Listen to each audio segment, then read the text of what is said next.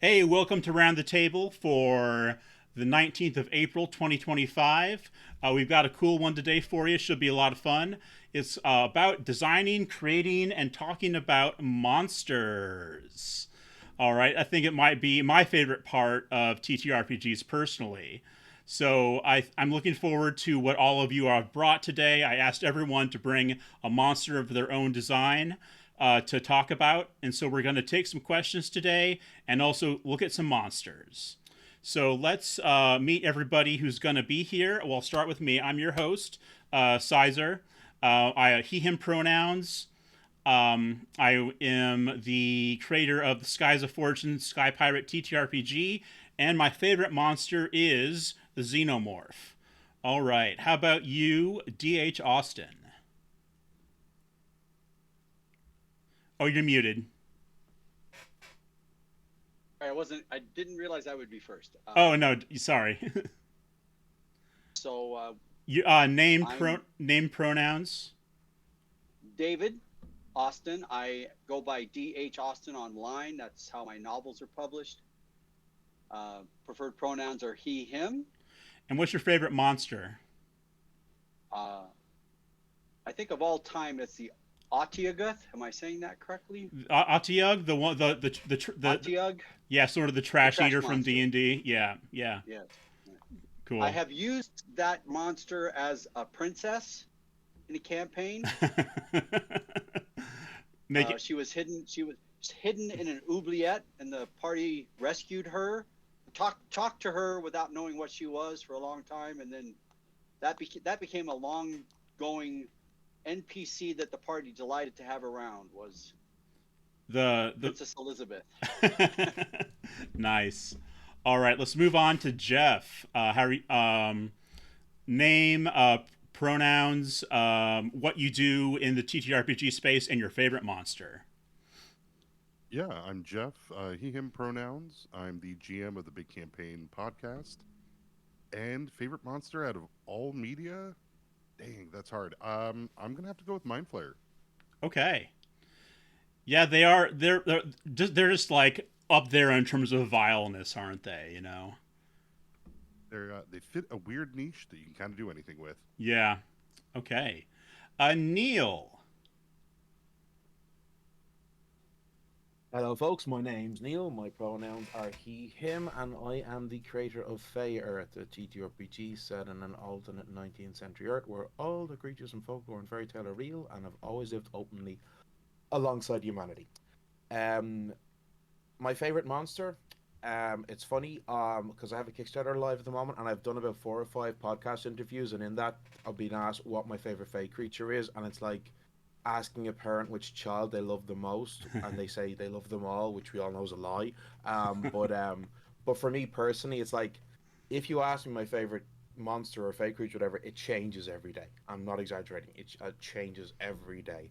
Um, but today, it is the Doulahan from Irish folklore, a type of headless horseman who had a whip made of human vertebrae, and if he said your name, you would drop dead. Okay, that's a pretty nasty one, I have to say. Yeah.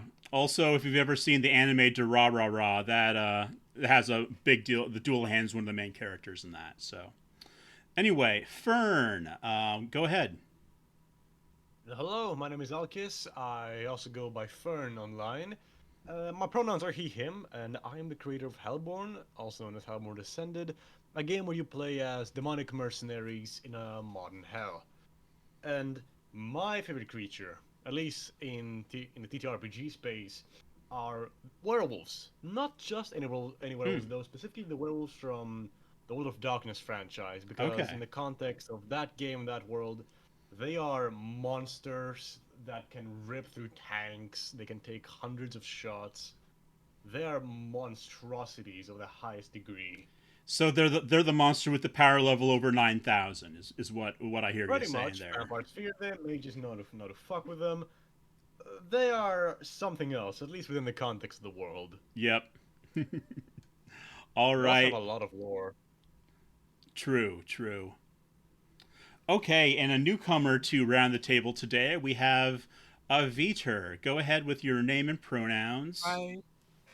I'm Vetur. There isn't really much about me. I'm still an artist who's still trying to learn things. Pronouns are he and him.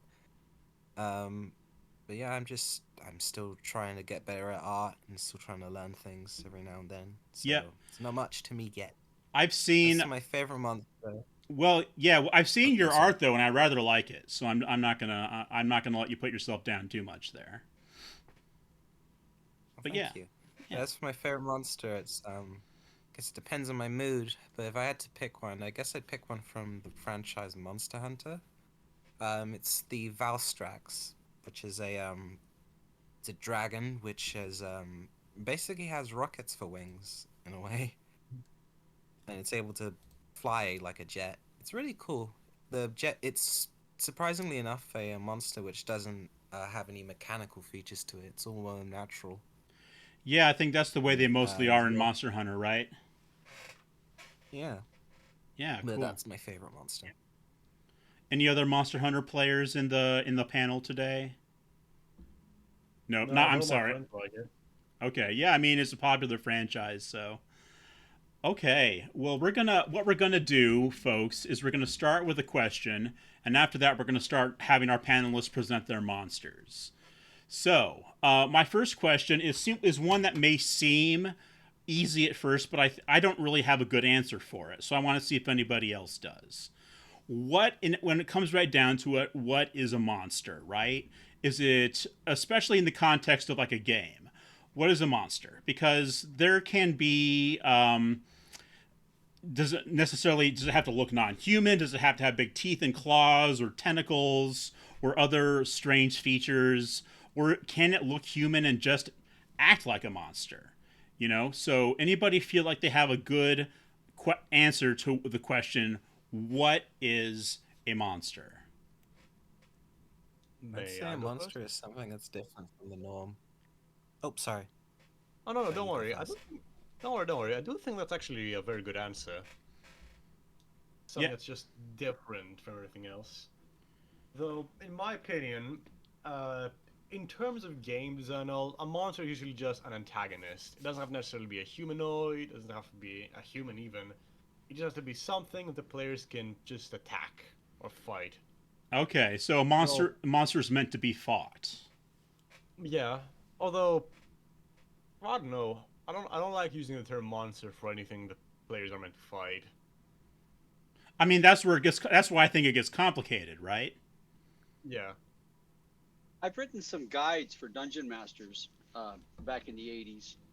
And one of the things that I got to write about and tried to define was how you could, as a dungeon master, you could put in your notes, a monster was something that the expectation was that the players did not have any avenue to overcome that challenge other than combat. And then you could have another entry in your notes that was adversary. An adversary was something that the characters would encounter that if they fought, they could overcome, or if they could find a way to overcome that adversary without combat, that was an option. But you could clean your notes up by making entries in your notes that monsters, there's no negotiation. You can't bribe them. You can't talk them out of it. And this was a long time ago. And then along came modern ideas where you would romance everything.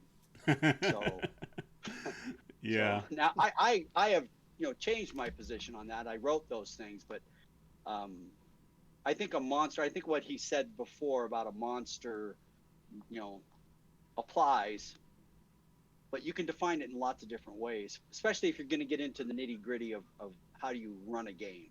Mm-hmm. Right. So you started out with saying, like, maybe like the bandit captain that can be reasoned with is maybe more of a monster than the beholder that can be reasoned with. Yes, absolutely. You can have an NPC who's an innkeeper, but in your notes as a dungeon master, you can say this is a monster encounter. Yeah. There's no roll the characters can make that will stop this encounter from eventually resulting in combat. The beholder, the characters are prepared to go to combat, but immediately offers up a negotiation. So Yep. that's just how you manage your notes as a dungeon master. Yeah, but it sounds like you don't feel like that anymore, though.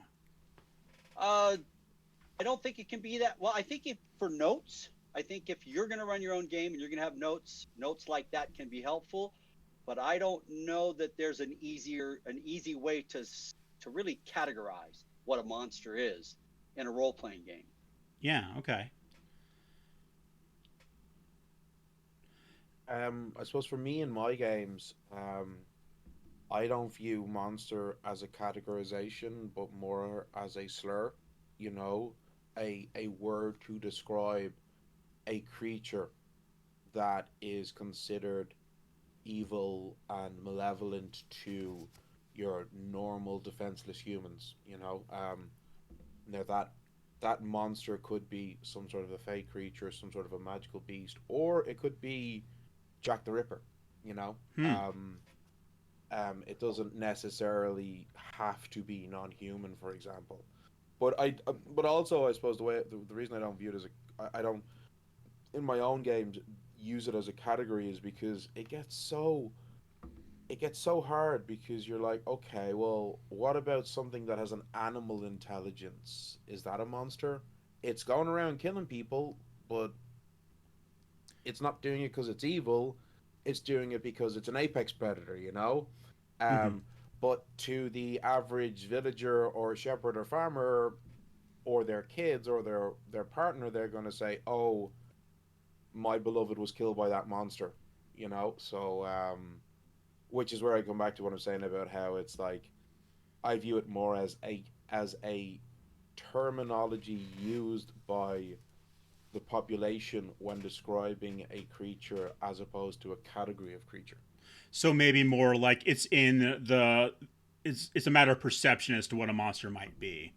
Yeah. Okay. I can It's so funny that definitely you bring up.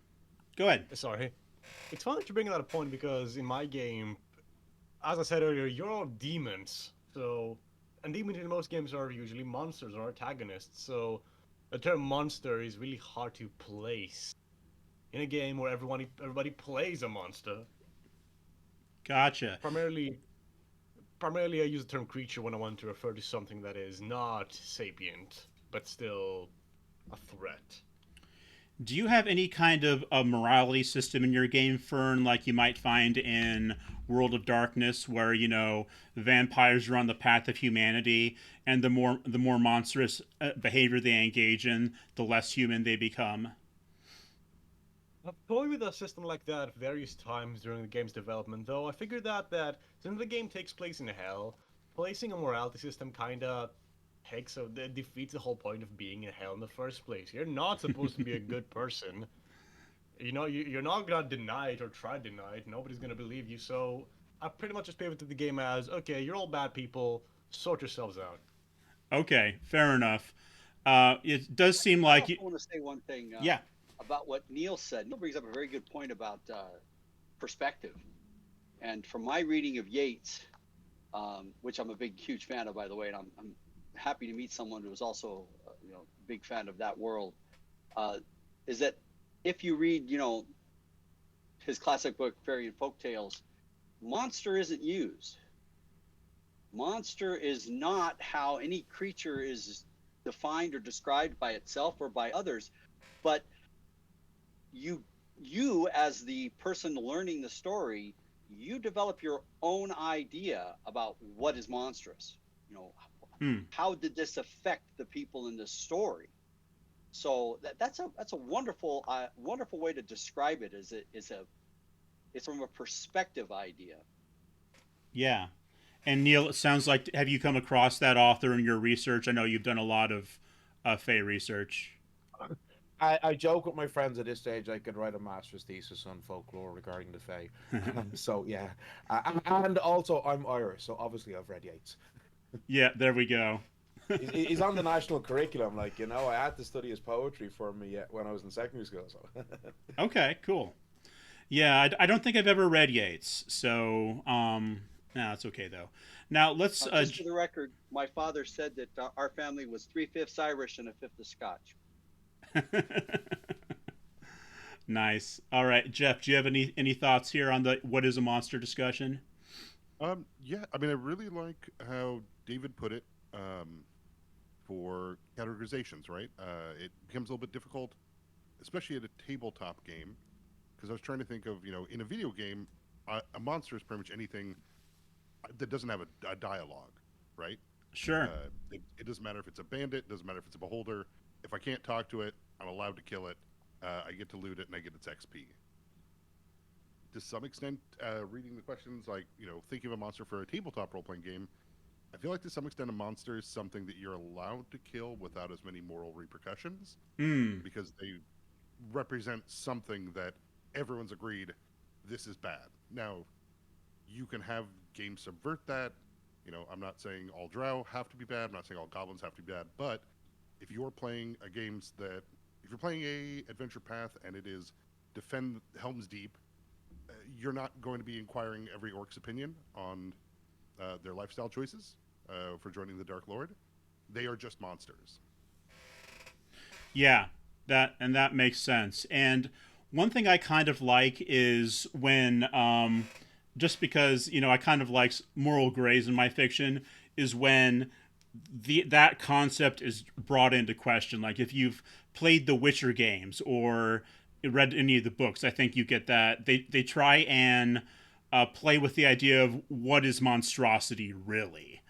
That's one way that you could. So if you haven't indulged in the Sapkowski fiction, I would recommend it. Whether it's books, maybe the show, definitely the games. So Yeah, that's why I thought David's response for Dungeon Masters was really clever, because by being able to just put in your notes, this creature is adversarial, you can have a discussion, and this creature is a monster. The guys who attack yeah, Evie and V for Vendetta, right when V shows up, that encounter will always have been combat at some point, yeah, right? Those characters could not be reasoned with. Evie attempted to. They were always going to be bad guys, and we're allowed the hero to kill them, and we don't feel bad about it. He defeated the monsters, and now the players escape. yeah, So I thought that was just a really cool idea. Thanks, DH. yeah. What about when someone refers to a person as a monster Yeah, I mean, based on their action? I think The, be- the best villains in my games have all been human. The best BBEGs I've had, the most evil people I've had, have all been human. And my game is full of some really nasty magical creatures, but the worst villains that I've thrown at my players have all been human. So yeah, I think it's a very fitting description for a certain type of people. now that brings a question for me, Neil, which is what is the difference between a villain and a monster? Or is there a difference? Intelligence, maybe. Intelligence. That's what it Okay. does as well. I think it's a matter of intelligence. A monster acts the way it does due to instinct, due to being coaxed, to do a more animalistic thing. Villains do it on purpose. They have a motive, an agenda. Sure. So is I it? Go I ahead. write I write some complex villains in the books I've written, and my favorite thing to say is that in story writing, it probably doesn't work as well in role playing games, but in story writing, it's possible that a villain never does anything evil, Sure. never does anything that is socially unacceptable, but is diametrically opposed to whatever the protagonist wants. So whatever the protagonist is trying to accomplish, the villain is against that.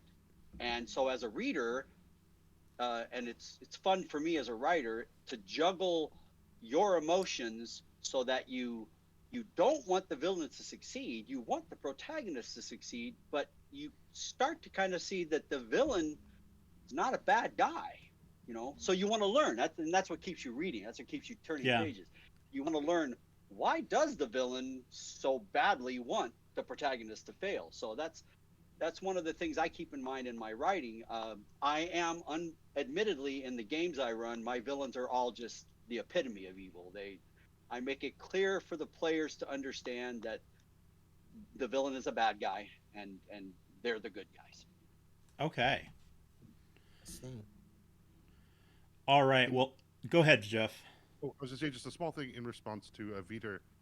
I think you can have people as monsters, but you have to define, I guess, in the world or the setting, how they become monstrous, right? Like, they can't just be a monster because that's obviously going to be from the perspective of society or another bad guy, blah, blah, blah. But a person can become monstrous where they're no longer capable of interacting or dealing with other people. And that encounter can only end in violence or jail or something. You know what I mean? In my last campaign, which my last actual play campaign, which finished in January, I introduced this NPC like at the very start of the campaign, who was one of my favorite NPCs. He was basically Gaston from Beauty and the Beast. Ah. Okay, who is my favorite Disney villain ever. I love him so much. Okay, but he was this like famed hunter called Philippe Dubois. Okay, and he was basically Gaston, this big, powerful, muscular, incredibly misogynistic man who my party, who are all female and femme presenting players, hated instantly. But what made them hate him the most was he was actually extremely good at what he did. He was a genuinely highly skilled hunter. Okay? Which meant that in certain fights early on in the campaign when they were low levels, he was a really important ally. But eventually he got bitten by a werewolf. And the party druid managed to cure him of his curse of lycanthropy. But then, over a year and 10 levels later, they came upon him again, discovering that after he'd been cured of his lycanthropy, he'd actually gone and traveled around France until he'd found another werewolf to bite him and turn him back into a werewolf. He was Ooh. deliberately choosing to become a werewolf because of the extra power that had given him. And when they had the reveal of him returning, but now with a pack of werewolves, and there was the big fight, and obviously they killed him. But it was such a great moment in the story of like, you know, yeah, you're a horrible piece of shit. We hated you so much for very many reasons, but you chose to actually become a monster. Yeah. I like that. The werewolf is definitely a good, creature to examine that type of dynamic with. Well, Okay. would you count them as a monster? Oh, sorry. Would you count them as a monster? Well, would you count them as a monster if they turned into a werewolf, but they didn't do anything horrible? Oh no, there were other werewolves in in the campaign who were like they were born werewolves. They weren't bitten and turned, and they were like farmers. And like one was a really highly respected like guy. The neighbors, like the other village, said he's one of our best neighbors, and like you know they weren't evil. Um, there was a thing where their son he just entered puberty and it started to change, so he was like going on a bit of a rampage because he was first times changing, and he killed some sheep and stuff, but hadn't and his father and his mother and his bigger sister were trying to keep him in control. But I mean, pubescent teenage boys. I mean, we've all been there, you know. True. Yeah. So I think Vetur, maybe what you're saying is kind of like a monster is as a monster does, right? You know, it's not what you are, but what you do that defines whether or not you're a monster. Yeah, I guess that's a good description. Yeah. Well, now that we all know exactly what a monster is with no moral gray areas and a complete certitude, let's move on to actually looking at some monsters, shall we? I'm gonna call on Fern first if you're ready to go. I am. Okay, so tell us about this one. What is the name of this critter? So, this is the Bone Monger. As I mentioned earlier, my game takes place in Hell. And as you can guess, uh, there's various creatures that are not exactly very nice. Most of the fauna in Hell is just a bunch of beasts that want to tear each other to shreds, including other demons and sinners, etc.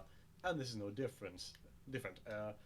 The Bone Monger is a creature native to the Gluttony Ring, and a lot of the creatures in the Gluttony Ring are all about eating each other, consuming, just endless consuming.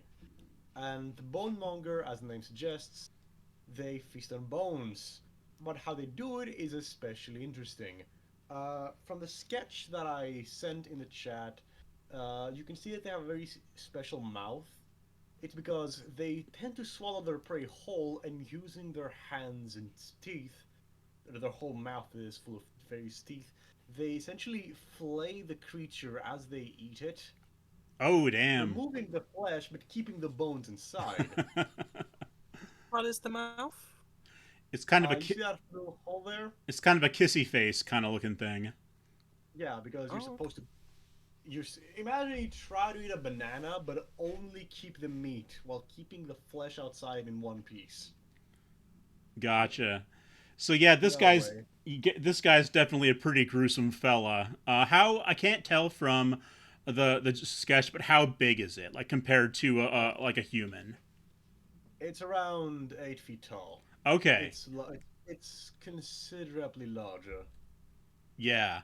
And what kind of a threat would this pose to your like new crew of demons? So, consider the scenario. You are somewhere in the Glutton Ring. The Glutton Ring is a giant forest. You traverse the all-consuming forest, and you eventually split up. And one of you stumbles upon the Bonemonger. It's considerably stronger, tougher, and larger than you. And if it manages to grapple you, it's going to swallow you whole and slowly just remove your bones. Mm. As it chokes and bites you and crushes you. So definitely. Essentially, this creature tries to overpower its prey or catch it while it doesn't notice. It's in terms of appearance, it looks like a rock, so it can camouflage very well. If a creature goes to rest nearby it while it doesn't notice it's a bonemonger, boom, it's grappled, then feasted on. Okay, so it sounds like you definitely want to have someone watching your back if you're journeying through the forest of gluttony. Watching your back or just generally traveling groups. Yeah. Okay, so is there any what do you particularly like about this guy? Um, why does it hold a special place in your heart? Personally, I like it because a lot of the other creatures I have in the book are mostly like mooks and soldiers and guards. This is one of the few fauna creatures that I've created for the game, as I plan to add more later down the line. I just like how I've designed it based on the way it hunts and eats. All the other creatures I've designed with a special concept in mind, but this one I've designed specifically based on how it tends to act and hunt. Okay, gotcha. Was there any particular inspiration, or somewhere you got the idea from for it, or did it just come to you in a dream? A bit of both. It primarily came to me like, what would be some interesting creatures to add? But I also was thinking, okay, I want to make a creature that has a very special way of feeding, since it's a gluttony monster. And the idea just came into my mind. Cool. Yeah, I like Reminds it. me of a reminds me of a like from Zelda. A what? A light. Oh yeah, The little I guess there's these monsters from Zelda which they kind of look like that, but without the arms and such. Can And they you drop an image somewhere? pardon? Can you drop an image somewhere so I can see what you mean? Sure. I Yeah. actually haven't played any Zelda, which I know probably a big mistake of mine, but I didn't grow up with a Nintendo anywhere, so. Now, like, okay, there we go. That's kind of what Jeph dropped something in there. I think that's a good Oh, I representation see. of it. Yeah, and I really see the resemblance. likes are known for eating Link's shield if you have a disposable shield. So Hmm. I see. yeah, I see what you mean. It certainly looks similar. yeah, But no, the resemblance wasn't intentional. Fair enough. gotcha. Anybody have any questions or any comments about the bonemonger? I do have one about the gluttony ring. What does the area itself look like? So, as I said, there's various creatures who only want to feast all across the Gluttony Ring. It's primarily a giant forest filled with all matters of critters and animals, similar to like the Amazon. Uh, there are a few settlements and cities, but they're mostly located in the coastal area since the old residents, thousands of years back, did not want to go too deep into the forest. They had to slowly expand and had to start from somewhere, and so they picked the coasts. Think of it Okay. as just a giant jungle full of creatures. I see. I have a question. Go ahead. Can this monster be distracted? Like, can you throw a rabbit corpse down in front of it and run away, or does it Well, have the kind of intelligence that it picks the best prey to go after? I was about to say that. A rat probably no, but if you throw a corpse that is probably around the same size as you, it's probably gonna go with that because hey, it's free food, it's simpler, it's already there. I don't have to go hunt for Okay. it. It would probably go for the food that is more wealth worth hunting. Yep. So if you happen to have an extra corpse lying around, that would be a good thing to carry on your back when you're going into the forest of gluttony. I have a question. So, in terms of the combat mechanics, so you said that the creature grapples its prey and then swallows them, yeah? Mhm. So once it succeeds in a grapple, does it automatically consume its prey, or is there an extra round before that happens? There is so what? Uh, there's an act. Every creature can take the action to grapple another creature. The bone milker has an attack which you can only use on grappled, stunned, or mobilized creatures. Mm. So essentially, if it grapples somebody, everybody else has a chance to free them before it can get the swallow out. Okay, and if they do swallow, is that it? You're done, or Oh no, are you take a lot of damage, yeah, I would but you're imagine not done so. yet. If you're killed by the attack, that's a different tale. yeah. Yeah. Okay. I like. I think we're off to a good start with this. Dave, would you like to present your critter next? Okay, sure. I was just about to post this other sheet here. Yeah, go for it. So, uh, in 19, I was running my first Dungeons and Dragons game in 1976, and if you look at the pages I shared, Palace of the Vampire Queen um, was the module, and it didn't have. I don't know why this page is not posting for me. Anyway, uh, there was not a lot of detail about why the monsters existed in the setting. There was a very short background about a dwarven island, a shipwreck, uh, people who washed up on the shore as bodies, and the dwarfs burying them in the mountain, and then decades later, these bodies being a threat to the village because they've all come back as undead, and one of them is the vampire queen.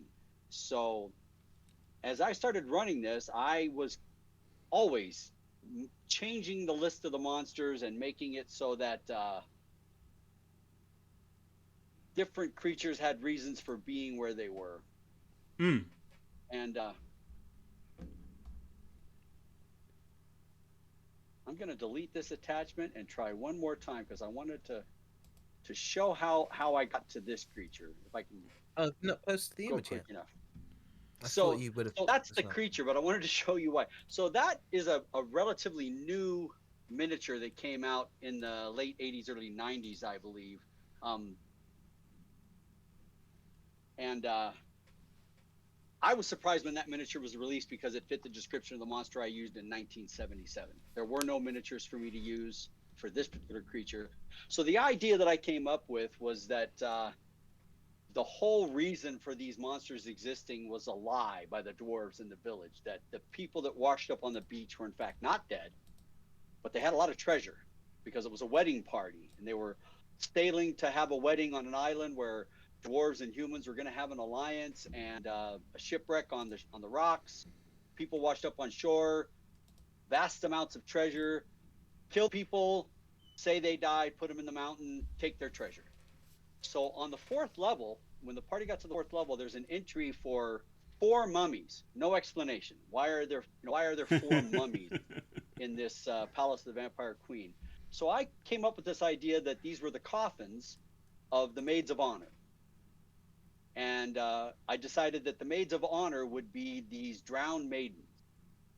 And they were undead, skeletal creatures that radiated a constant sea spray cold atmosphere, so that if you were trying to fight them, if you're within 5 feet of them, you had to make a saving throw. And at the time, saving throws were differently in first edition.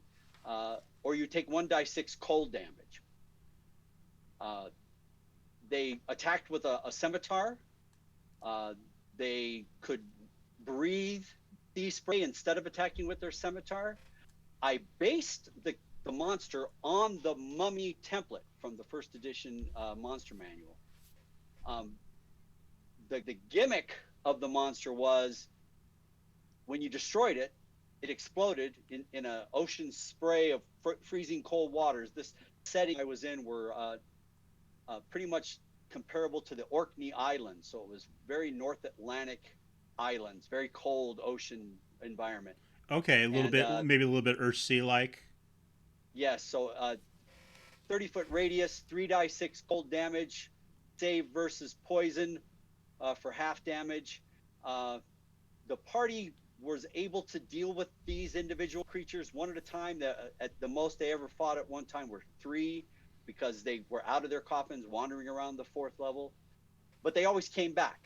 They kept encountering them. They didn't understand why they destroyed them, and then they were back again. And they began to recognize them from the way the different Maids of Honor's dresses were. I built that into it. And eventually they had to learn through finding other clues in the dungeon that their gifts, the Maid of Honor, each Maid of Honor had a gift, a wedding gift that was supposed to be given at the wedding ceremony. And the dwarves in the village had taken those along with a lot of the other treasure. And they had to return those gifts to the coffins, to the sarcophagi, while they were in the regeneration state. They regenerated I do the die 3, 1 to 3 days. Okay. Yeah, so now I'm redesigning this monster for 5th edition because I tend to run Palace of the Vampire Queen about every 3 years. About every 3 years, I find a new group of people, and I change up the story just enough so that it's new each time, and introduce new things, take some old things out, and I'm about to get ready to run it again. Gotcha. So, what about that module? Do you think speaks to you, since you keep coming back to it? The only thing that speaks to me is that I was 12 years old when it was given to me. Okay. So I got introduced to Dungeons and Dragons when I was 12 in 1976, and I was a dwarf. I played a dwarf character for another dungeon master who was running Palace of the Vampire Queen. I only did 3 sessions, and it was all adults except for myself. It was a group of adults playing. I was a neighbor to the adult that was running, and I found out years later from this dungeon master that there was no real problem with me playing Dungeons and Dragons with them, but the other adults in the group wanted to have a more adult themed game. They wanted to have more relationship related stuff. So they had asked the dungeon master, hey, could you ask him to go do something else? So this fella gave me my first set of rules, the original Dungeons and Dragons rules plus the basic rules and a copy of Palace of the Vampire Queen, and I started running that game after only playing 3 times, and I've been a dungeon master ever since. And I've always thought that it was a great module because it's just so full of monsters. Very strange maps, page after page after page of monster listings with no explanation as to why do the werewolves live right next door to the ghouls? I mean, literally, you can open a door and the traditional 10 foot by 10 foot room has 9 ghouls in it. Go figure how that works. Yeah. And then the room next door has 6 werewolves. Like, why are they all just hanging out together? No explanations. So it sparked my imagination and made me really want to create. I've created about 6 different storylines that all fit this dungeon into a different storyline with ultimately the same goal of defeating the Vampire Queen. Cool. Okay, so I like the lore on the Drowned Maidens. I think that you make that fit very well with the background lore of the setting. Anybody have any particular questions about the Drowned Maidens. It sounds like they were a pretty nasty monster to me. To So fight, this was all built from a very old concept from when you were younger? Yes, what I shared was the original design of the Drowned Maiden that we didn't get to the 4th level until late 1977, 1978. This campaign that I ran from 1976 to 1981. It was 5 years. And when they got to the 4th level and I was supposed to use mummies, I came up with this monster called the Drowned Maiden. Yeah. And created it to be a recurring, because mummies have a very similar kind of people familiar with, very early versions of Dungeons and Dragons, the original, the basic 1st edition. Undead creatures with 5 hit die or more can be devastating to a party. They can take your levels, and it's permanent. You lose a level, permanent loss of strength. Mummies were very difficult to destroy, but I couldn't come up with an explanation of why this particular part of the dungeon was the only part of the dungeon where somebody decided to wrap corpses into mummies. Why did the dwarves do that? I thought, well, that doesn't make any sense. I'll have the maids of honor were entombed in this part of the dungeon, and they are vengeful undead now who want their wedding gifts returned. Yeah. I love that idea. Now, one interesting thing, I think did it enter into your thought process that mummies are kind of more of a Northern African thing, and they don't necessarily fit with the medieval stuff? I use this expression a lot when I've written about role-playing games over the years. Hollywoodization. Sure. Right. I don't like to borrow from any culture and say, this is Asian culture, this is European culture, this is South American culture. I usually like to say, well, if you look at a Hollywoodization version of North African culture, then yes, that's where the mummy comes in, the mummy monster. And I thought to myself, well, do I want this dwarven island to have a culture that can be reflective of that? Or do I want it to be more of a, very northern latitude European culture? And I thought that, wedding gifts, maids of honor, brides, mummies, I couldn't bring those two things together. So you're exactly right. I wanted to just strip the idea of the players. I actually had a group of players who were about 5 years older than I was. I talked to my sister and getting her friends, and my older brother would never play. He just never could get into it, but he talked some of his friends into helping me out. So, and they were all curious players. They would ask a lot of questions. And I knew that if I had mummies, there would be a lot of questions. Lots of questions that I would not be able to answer at 14 at the time. Yep. So. Okay. Well, that's anybody else have any wrapping up questions for Dave about the Drowned Maidens? You already answered my question about the Northern African thing, so I already had that down. But oh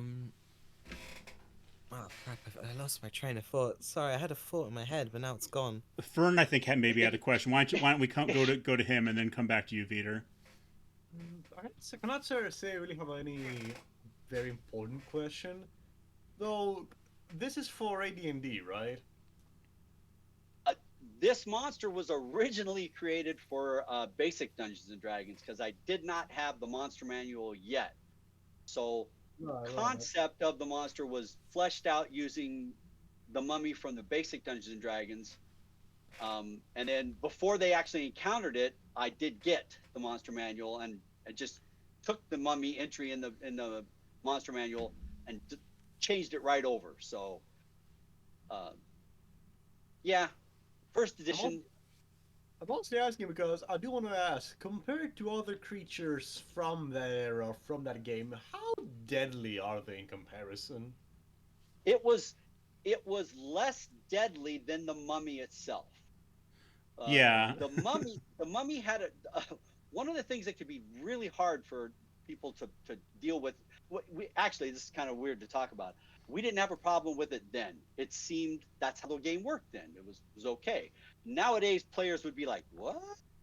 So the mummy had an attack, mummy rot. If they hit you with the melee attack, and you failed your saving throw, you got mummy rot, and you were gonna die. Unless you could find a Right. high-level cleric that could cast the right spell, you I were heard just of gonna that, die. yeah. No way to get out of it. So the armor class, the saving throws, the turn undead levels of the drowned maiden are comparable to the mummy, and the the drowned maiden's attacks are damaging to your hit points. But I didn't give this monster any attacks that were fail, save, and die. Yeah, and So, Mummy Rot made it into third edition too. I recall. I don't know if we got it all the way into fourth, but and the thing that probably made it on the other side of more powerful than a mummy is that mummies didn't come back, right? Mummies were, if you could destroy the mummy, it was destroyed. Um, the ability for a monster to be regenerated was not common in first edition monsters. There were not a lot of monsters that could regenerate. You know, the troll is the classic one, but could be easily overcome with fire damage. So I kept the hit points low. So the monster only has 30 hit points. So a fourth or fifth level party in AD&D didn't have any trouble in a couple of rounds getting rid of the monster before anybody was too badly hurt by the cold damage. They learned about the explosion the first time they killed one, so they tried to prepare for that. But that became a thing that my players got really invested in that at that time in the campaign. They were like, we got to figure out how to stop these things from coming back, because even though they're not killing us, they're just taking our resources and making us have to rest. We keep running into them. What's the deal? How do we permanently get rid of them? I had a lot of fun with that. gotcha. All right. Well, it does sound like that was a good thing for your campaign at the time. Go ahead, Neil. What was your inspiration for the cold damage? Was that based on something that was in the OG Mummy stat block? No, that was me reading Endurance when I was in freshman year in high school. So, What's that? is anybody familiar with the book Endurance, which is based on the Shackleton expedition? Oh, okay. So I was based on Can't tell you. Shackleton. That makes sense. So, here's a group of sailors who are stranded on an iceberg for 2 years in Yeah. South Pacific, sorry. Where it's below 32 degrees every single day. And the author's description of these intense winds and sea spray that would freeze in the air, turn into crystals and ice and snow, and this slush that would just blow in the air. I had read that, and I was like, that's terrifying. That's, being cold and wet. Now, That was one of the things. do we all know who Shackleton is? Because I think that might be worth going into real quick. He was an English explorer, right? And he tried to make it to the Antarctica, the South Pole. Is that correct? Yes. Okay. And things didn't go well. The ship got trapped in the ice. I was recently gifted the Lego Endurance ship. It sits upstairs in my dining room on my bookcase now. So that was the inspiration. The inspiration was, and I'd also been familiar with stories of, of course, being a 14-year-old, 13, 14-year-old, I was obsessed with Norse mythology, Greek mythology, read about Scandinavian exploits. I've always been fascinated by skerries and the coasts of Norway. I think those are wonderful environments for adventure games. So that was my inspiration. My inspiration was reading about how these men endured that cold. And I hadn't also, I'm glad you asked that question.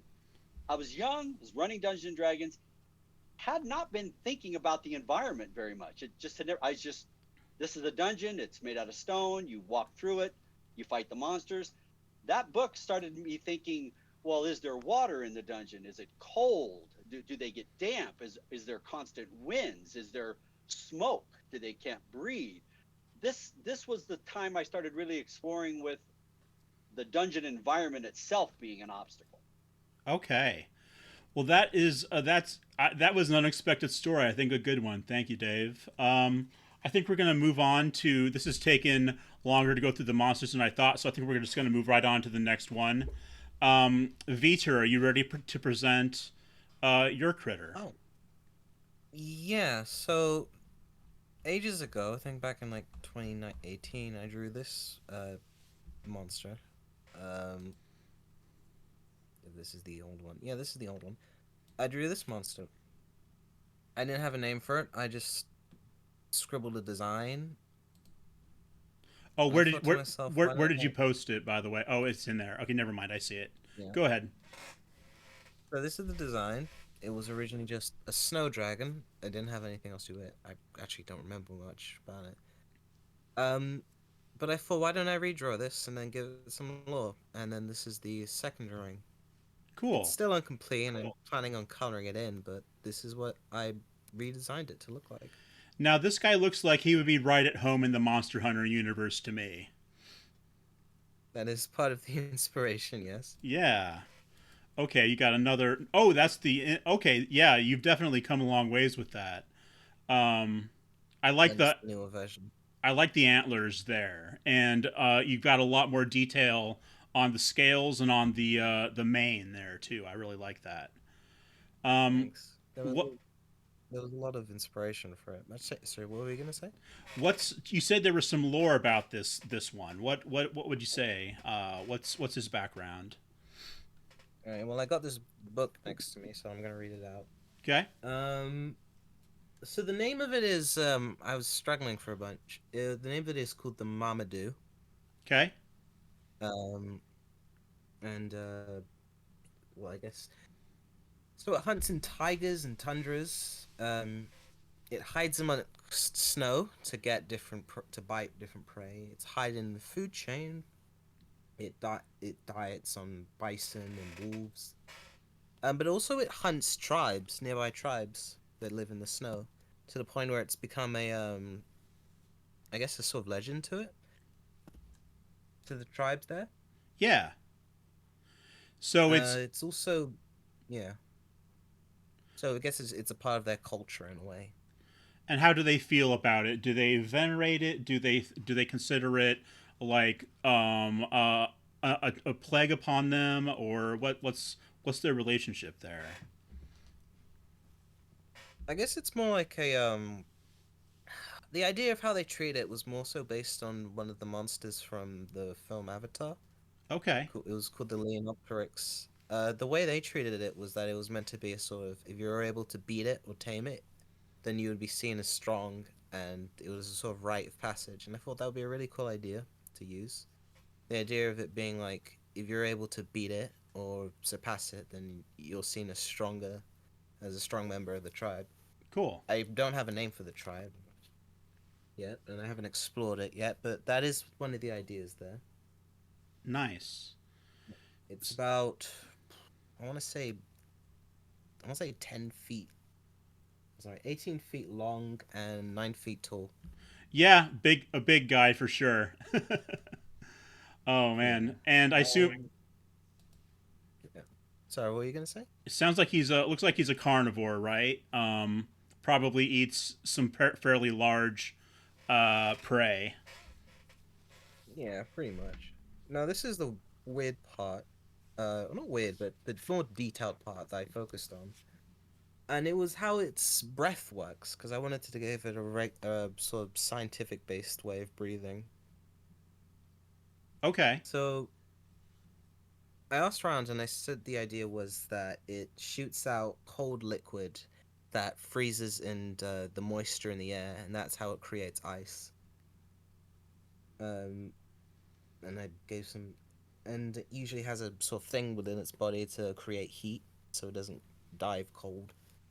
Yeah. And this is another part. I thought to give a sort of trait of a viper, I guess. So I thought I'd use the fangs and have it so that it bites into the neck of its prey, and then it freezes the blood inside of them. Oh wow. Great idea. Yeah. That's a pretty yeah. And does it like to eat prey that's frozen more then, or will it kind of do? Is that like his preferred method of dining? Yeah, I guess. Yeah, I think that was the case. It was either that or it freezes it and then it waits for it to die and then eats it. But Oh I don't see wow. why I wouldn't mind eating it. Yeah. to cold. There's some people like eating food refrigerated, Cool. but that's basically it for now. Have you thought? Obviously, it flies. Yeah. Have you thought about like where it might make its lair, or? Um, I'm not sure. I guess caves and such. Um, that or it could just walk around and generally hide within snow. But other than that, yeah, I guess traditional caves. Cool. Well, I know that you kind of like, and what I've seen with your monsters in the past is you kind of like to make monsters that have a place in a particular ecology or different kind of area. Would you say that that's true? Yeah, Yeah, yeah, that is how I feel. that's how you think about it, which is cool. And you come at it from kind of a different perspective than the rest of us, I think, because the rest of us are making monsters for to be fought against in like our TTRPGs. But you're just kind of, but I just think you like the aesthetics of monsters. Yeah, essentially. That's why I pretty much only draw monsters, and it isn't just these sorts of monsters. I'll draw anything because I like drawing monsters because I like exploring different types of anatomy and coloring and such. Yeah, that's a good challenge for an artist to be sure. And I can tell that you sort of got the anatomy of the dragon, especially that sort of makes up this guy because the wings look very natural. The its gait looks very natural. Yeah, I like it. That's why I'm getting at there. Anybody have any questions for Vetur about the Marmaduke? Question. In the environment that this creature lives in, I'd be curious to know if the tribe has to deal with other predators that are similar but not exactly like it, and so it's possible that the tribe's confused about which particular predator is giving them trouble. I've thought too much about the tribe, but I mainly assume that they that the tribe is above everything else in the food chain, such as but except for that, basically. Oh, So they're essentially the second in the food chain. Okay, That that's the main idea. cool. so if one of these creatures starts becoming a problem, they know it right away. Yeah. Yeah. All right, cool. Well, thank you for showing that, Vetur. I think we all got a kick out of it. Let's go ahead and finish up our monster presentations, and we'll maybe take another question. Jeph, are you ready to show yours? Oh, sure. Yeah, Yeah. absolutely. Let me go. I'll pop it up here. I've got it up. I'm gonna have it uploaded in the chat. All right. So what is this very Far Realms looking guy here? It looks cool. Yeah, this was in my 7th campaign. A lot of planar influence between high and eldritch deities and all those sort of things that come up as they do. Um, the players encountered effectively corrupted versions of fallen gods that had died in previous campaigns. Yeah. This one here was in theme, effectively the corrupted idea of growth and abundance, effectively becoming more of a kind of like a cancerous monster, right? Growth without boundaries, Yep. spreading by infection, basically covered in smaller creatures that had sentience, but it itself doesn't. Almost being just like a massive fungal colony that infects planes. Okay. So I guess like a symbiosis. What was that? So I guess like a symbiosis of different things. Mm-hmm. Yeah, the lower part ties in a bit with old 3rd edition D&D and a little bit of a plane jammer. I think it was. There was the race called the Chaordi, which were kind of these neat monsters that had ribbons that were sharpened with resin that could cut through almost anything. And so the idea, partially with the design of the monster, comes from it being unwound from reality as it cuts through planes as it moves between them. Okay. Does this? It makes me think. First of all, like, does it have some kind of like sanity effect just from beholding it? Because it looks very unearthly, you know. what is it? It had a maddening effect that was tied with the spores from it. So Okay. you would lose sanity before you saw it, but you'd notice that you were starting to, what is it? You're starting to notice that like fungal spread on your skin before you should ever encounter it or ever see the monster. Cool. So, like if you're headed into its territory, you'll start to see um, blotches on your skin before you ever actually see the creature itself. Correct. Yeah. Okay. And how big is it? I can't really tell once again based on the scale here. Sure. Sure. It is in my original notes. It's about 100 feet high. Oh wow. Okay, so biggin. Yeah. Wow. Yeah. So it may not be able to hide that well is maybe what you're saying. Correct. Yeah. Like most eldritch monsters, it's not supposed to be encountered directly. The idea is like there are the things that grow from the fungus that infect the area that you fight to figure out it's there to try to get rid of it, hopefully before you have to fight it. Yeah. Okay. So how do you defeat it then? My players ended up going with basically one of those irreparable solutions of destroying the entire mountainside and area with full-on planar portals to the fire plane, Okay. and basically nuke that side, and that area has never recovered. Well, was there another less destructive idea that you had in mind for them, or like a quest they could have undertaken? Nope, that was the best way to do it. Nope. I was like, you know what? This isn't my problem. This is my players. Yep. Um, I can't wait to see how you guys do it. So they just went exterminatus on the whole thing. Yeah, yeah. I think one player suggested a really fun idea that I hadn't. I didn't. Was it? That I thought was neat. Was they're like, well, what if we do the positive energy plane instead of fire? What if we try to outgrow the cancer? Okay. And Okay. we just overheal it to death. And I was like, that's crazy. I'm in. I want to see what happens. Nice. And okay, let me back up a minute. You said this is from like the corpse of a corrupted, basically kind of an undead god, right? Sort of. Mhm. Yeah. Okay. Okay. Gotcha. All right. And anybody have any questions about our eldritch whore here with the fingers and the extra What were hands? your main inspirations about this whole creature? Because it looks very interesting, both design-wise and concept-wise. Yeah. Did you draw it, by the way? Who drew this? Yeah, I did. Okay. Cool. Nice. I didn't Oh, know you were an looks artist. good, yeah. So yeah. Oh, thanks. Yeah. The fingers actually around its waist and shoulders tie into a larger eldritch deity that is puppeting and controlling them. I had a series of like 4 or 5 different ones, and so all the creatures with these extra fingers on it represented that they were being puppeted by a larger sleeping god. Okay.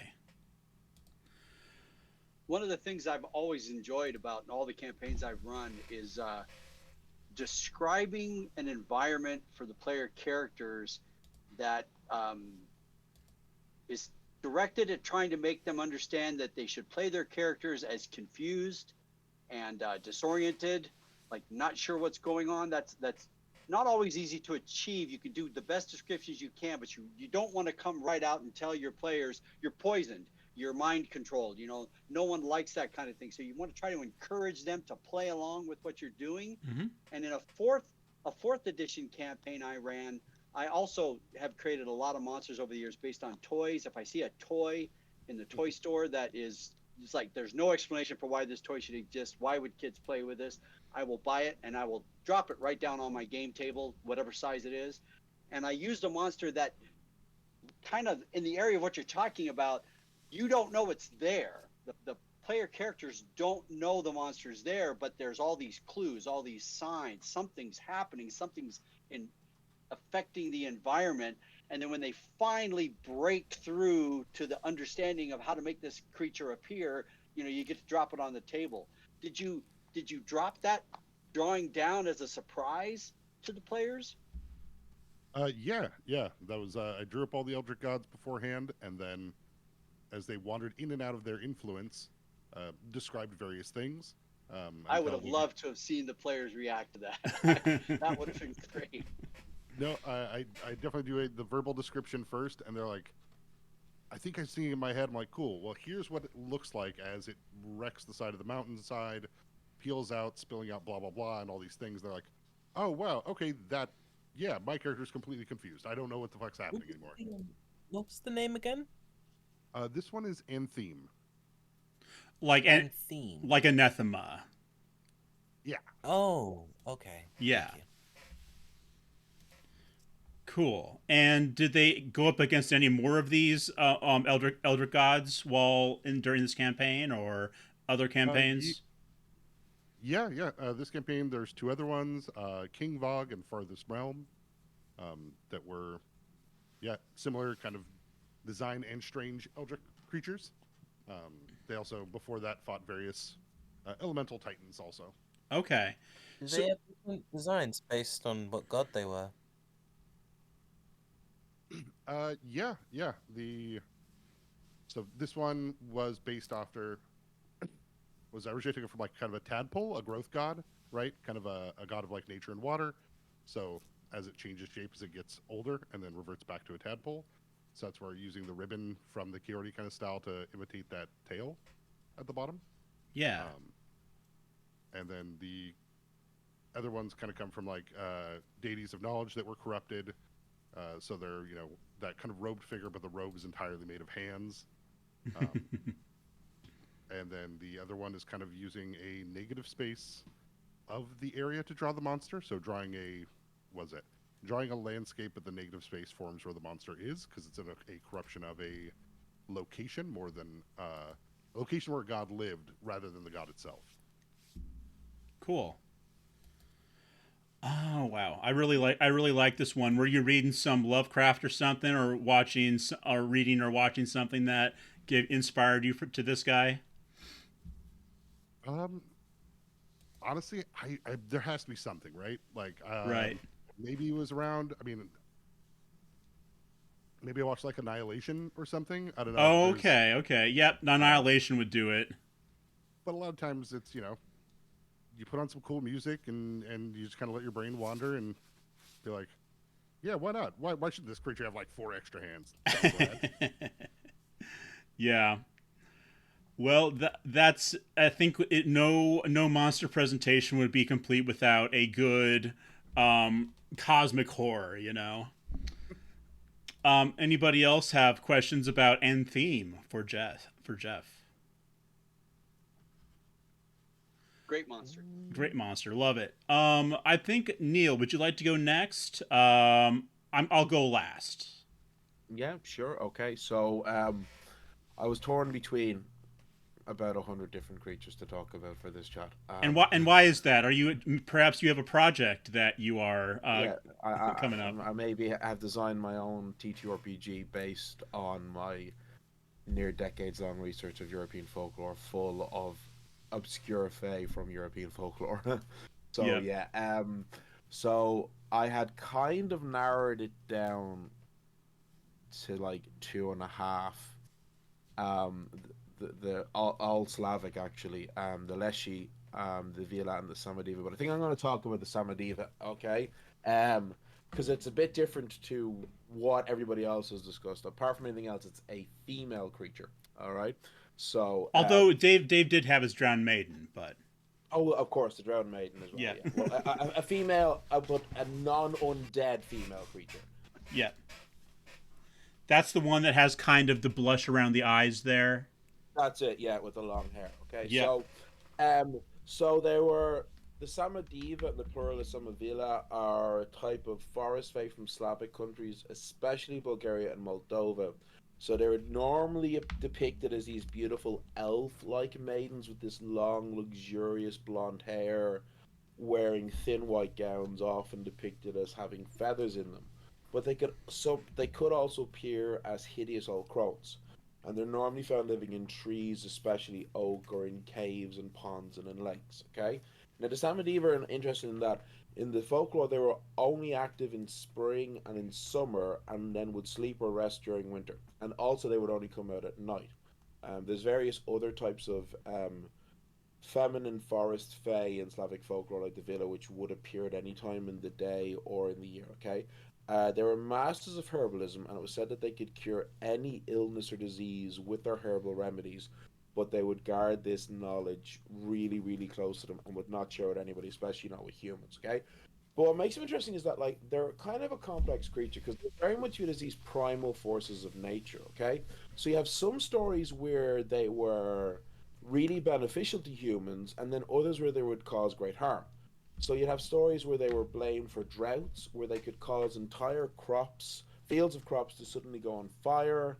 There were stories where they might steal children, and they could also inflict numerous different curses. They could make someone go blind or go deaf, suffer from stroke, or be like cursed with misfortune and bad luck. Okay, but on the flip side of that, they could cause rains to come to help farmers, maybe grant someone temporary strength or heal injuries and illnesses. Okay, so that's where we get this dichotomy of them. Okay, and then one thing, and this is a theme that you see a lot with these kind of forest-based feminine fey creatures. Was the Sambathi were also famous for their dancing. All right. And it was said that if a man saw a Samodiva dancing, they could conjure magical music to dance to. And if a man saw this, they would instantly fall in love with them and become obsessed. But this obsession would lead to madness, usually resulting in the death of the man, because they would forget to even eat or drink while they tried to pursue the Samodiva. Okay? And despite their very light, delicate feminine form, they were physically actually much stronger than men. However, their strength and their magic was tied to their hair, and if their hair was cut, they would lose their powers until their hair would regrow. Okay, Hmm. so Okay. so you've got these creatures who they could inflict a variety of different curses, as I said, curses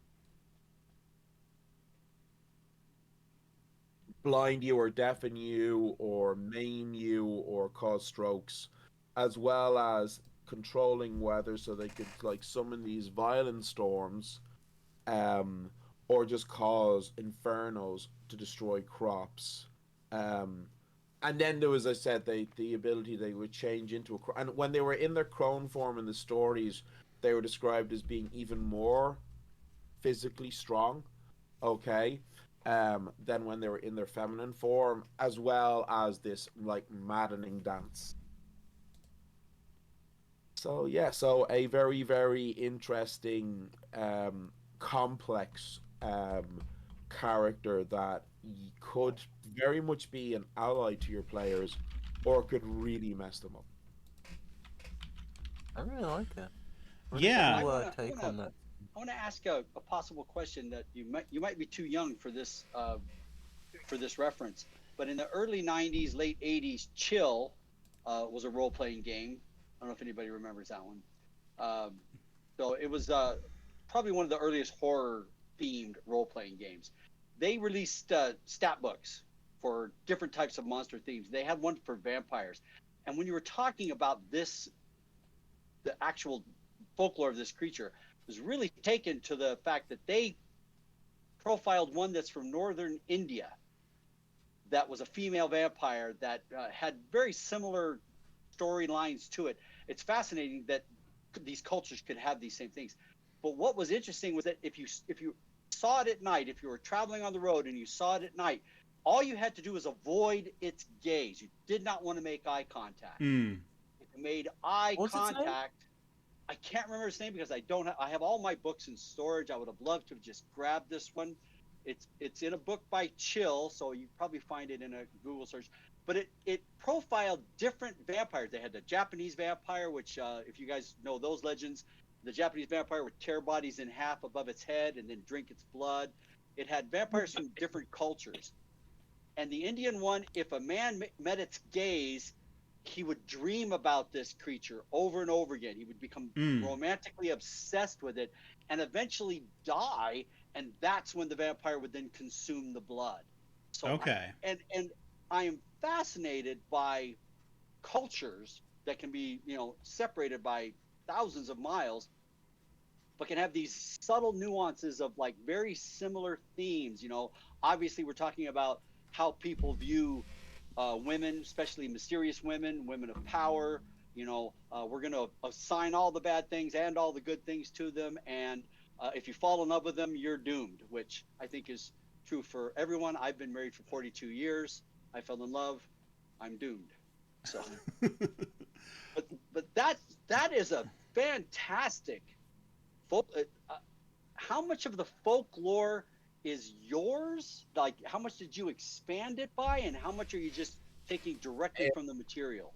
It's the thing. What makes my game Fey Earth different to pretty much every other TTRPG out there is that I've tried, in as much as I possibly could, when depicting the various different magical creatures in my game, to be as accurate and authentic to the original folklore as possible. So Wonderful. every creature in my game is described exactly as they were described in their original folklore. Um, I added two creatures to the game that I created myself, which I did simply because I very quickly realized that if I gave every magical creature in my game all of the abilities they had in all of the stories, a single diminutive fairy could TPK any party on their own below that was below like 7 or 8 level. So I literally ended up making two elemental creatures, a rock gnome and a tree gnome, literally just to have something you could throw at lower level party that you're not worried would destroy them. And the other thing that I did with the creatures was every creature in my game has three sets of stat blocks: young, adult, and ancient. So you can throw a young version of the creature, which will have some of the abilities that comes from the folklore. An adult will have a bit more, and then the ancient would have all of the abilities. Okay. Now, I noticed one That's a thing. great idea for all game developers to keep in mind. Is it's great to have an idea for any Yeah. kind of encounter in your game. Um, tiered tiered levels of creatures, fantastic. And Cool. what's really great about this, of course, is that if I throw a creature at my party at a lower level and they like deal with it, and then later on I throw another one at the party and they don't realize the first one they met was young, this one's ancient, and they're like really cocky and like, oh, we dealt with one of these before, we can handle this, and then they get their asses handed to them because the one they're facing now is a granddaddy. Like, it's funny because like whenever we played in our own game, okay, like my party are all, with the exception of one of my players who's Russian, the rest of the party are all Irish. And obviously, being Irish and growing up in our folklore and being very knowledgeable of our folklore, um, there have been certain moments and scenes where I described them meeting a fey creature. And I remember, like, towards the end of our last campaign, they ended up in the Feywild, and they came upon this elf, and I described her as appearing to be like later middle age, like late 40s. And the look of fear and terror on my wife's face when I described this, because she knew if this elf looks like she's in her late 40s, then she is fucking ancient. Yeah. Because elves age so slowly that as soon as they get into what we would call middle age, then they're maybe thousands of years old and we're fucked. Yeah. Fun. Now here's something I noticed about this. So the fact, the hair thing, right? That is reminiscent of another of a biblical legend, of course, that Yeah, yeah, Samson. It's called the Same Diva, right? Do you think there's yeah, any? yeah. Do you think there's any connection there? Or? I mean, there could be. I don't necessarily know because, I mean, for a few different. I mean, you do see this, and I obviously have seen this because, like, I'm not exaggerating when I started writing Fair in 2014, so I've been doing this for 9 years. Okay, um, and I have literally read. I have thousands of hours of reading under my belt. I'm not joking when I say I could probably write a master's on folklore here. Okay, but the reason why I wouldn't immediately make the connection, although you do see the influence of Christian beliefs in folklore regarding various different magical creatures across all of Europe. Okay, and like sometimes it's really obvious and explicit. Like there was another creature that similar to the Samadiva, the Huldra from Nordic folklore, and they were an elf-like being, and they had similar ability that if they were dancing, a man would become not they wouldn't become obsessed, but they would become enthralled. But however, if a Huldra were to kiss a man, he would gain that maddening obsession. And in the stories of the Huldra, they were beautiful elf-like maidens, but incredibly strong.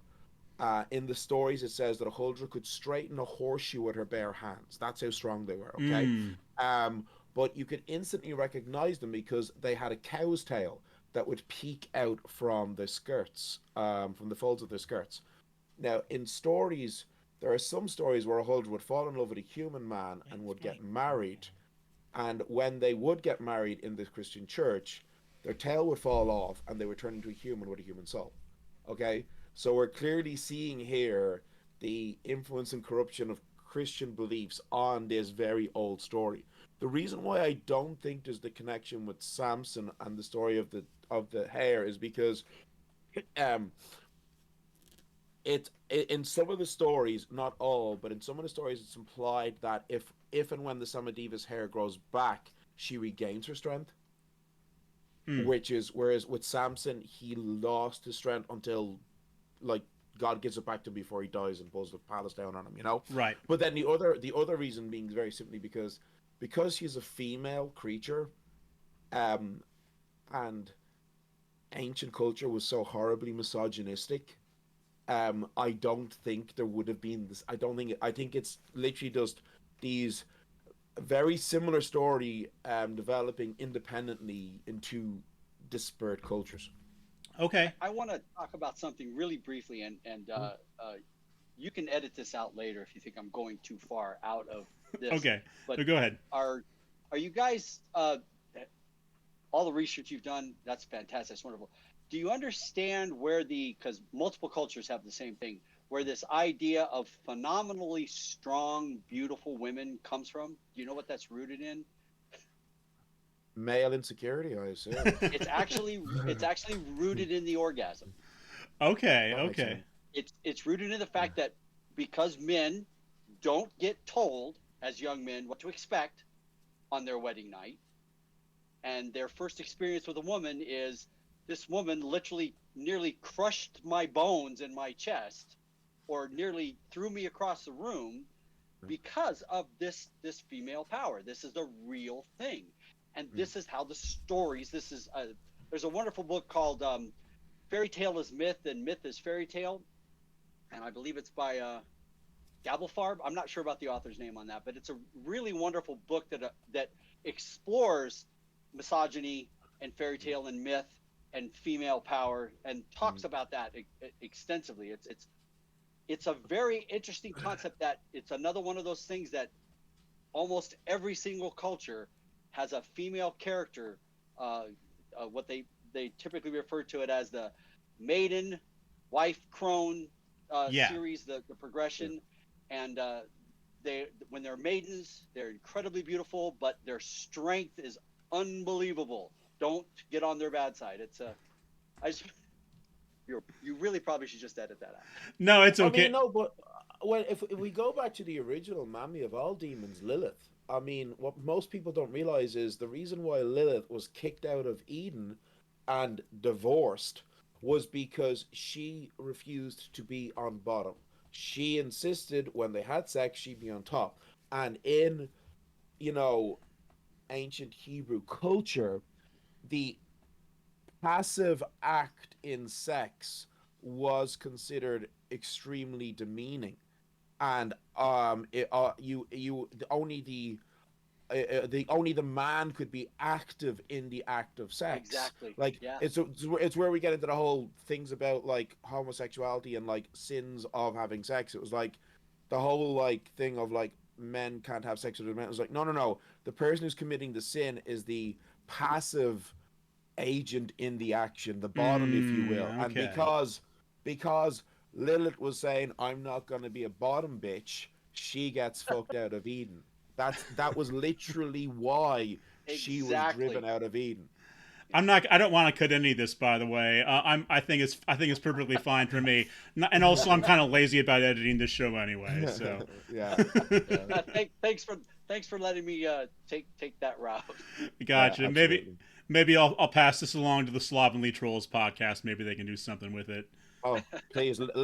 Once Lisa and I get started, we don't shut up. Yeah. Okay. Well, let's see here. I'm gonna go ahead. Any more questions about Neil Samediva. Okay. If you don't mind, I'll present mine as the last one here. And I really like. I think this one it just looks better. Probably my favorite monster illustration we've had done so far. But here we go. This is based on something real, of course. This is the storm eel. Okay. And it falls into, there's about 8 categories of monsters in skies. All of them sort of have kind of a piratical or nautical theme to them, right? Even though we're dealing with the sky and not the sea for the most part. So this one falls into a category called skyfish, and you can probably figure out what that is. It's just an animal that instead of swimming in the sea, flies through the sky between islands. And it's based on the electric eel, which I believe are in the Amazon rainforest. But they are in our setting. They can be pretty much anywhere. Now, the idea with these guys is that though they're big enough, they're bigger than a moray. They're the biggest eel out there. But they like to hide in small, like circular coves in reefs and things where you can't really see. They can't be seen as well. And what they'll do is wait until their prey comes by, stick their head out, and give it a zap with the electrical field that surrounds them. And that's where, pirates and adventurers who are going around sticking their hands into all these different holes to try and find treasure will run afoul of them. They are... they like to have a series of coves too that they can sort of zip between, and I have run them against a group in a test game where it was discovered that they needed to be a bit stronger than they are. But altogether, I think eels are kind of creepy, right? That was one of the reasons I wanted to have an eel monster for sure. And having one that had some kind of supernatural powers, but also sort of based in what you can see with animals in real life, is where we got the idea for this one. Now, and also I wanted to give a shout out to the artist. That is Archer, ARTCHER, and you can find her on. I'm not sure if she's still on Twitter. She's definitely on Blue Sky. Does really great creature designs, and has done a lot of illustrations for our bestiary. So, that's the name? Archer, ARTCHER. So like Archer, but with art instead of R. You read into it? Oh, okay. Yep. Art. You didn't get traumatized by seeing the deep when you were a child, did you? No, I don't think so. The Jacqueline Bisset movie. Anybody else seen the deep? When what do you know about what decade or year that's from, Dave? The 80s. That's from the 80s. 80s. Okay. No, I don't think I saw that one, but I've always found eels to be kind of scary. There's a scene where an eel, there's a jump scare where an eel comes out of nowhere, and it comes and the way that's filmed, it comes right at the screen. It's face first coming right at the screen as a jump scare. And I was a 20-year-old when I saw that, and I was like, yeah, I'm never seeing that again. Yeah, fair enough.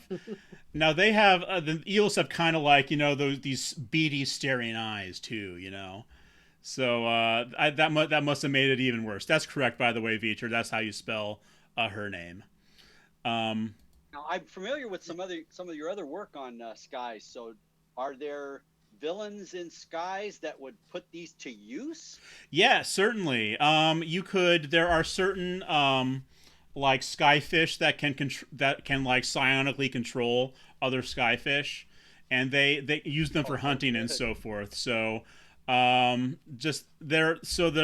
are certain psionic powers that just exist for animals, because that allows me to be more creative with the kinds of things that the beast monsters can do. The ones that are just non-sentient but still a threat.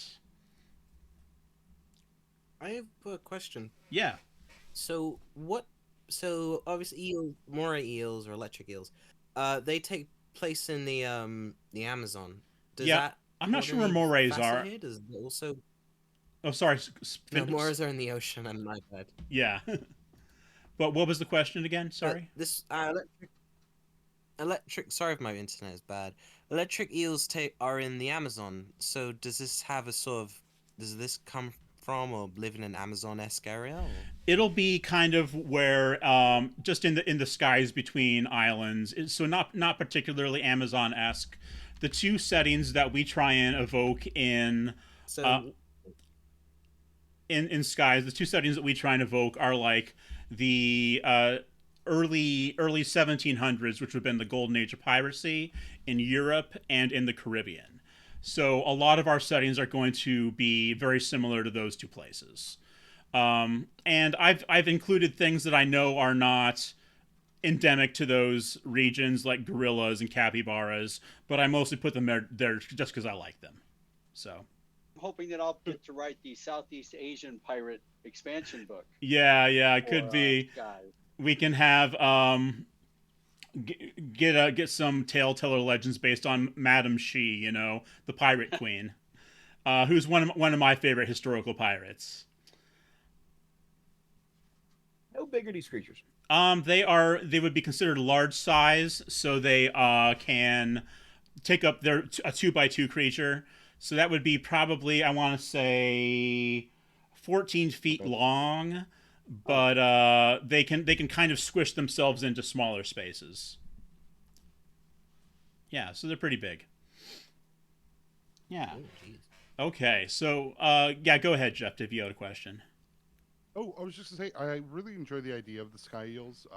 Everybody's presented really fun, kind of interesting monsters, but they've all seemed rather legendary, right? Like they're all uniques. This is this giant, ice hunter. This is this the female Fey dancer. We have these unique, the maiden mummies.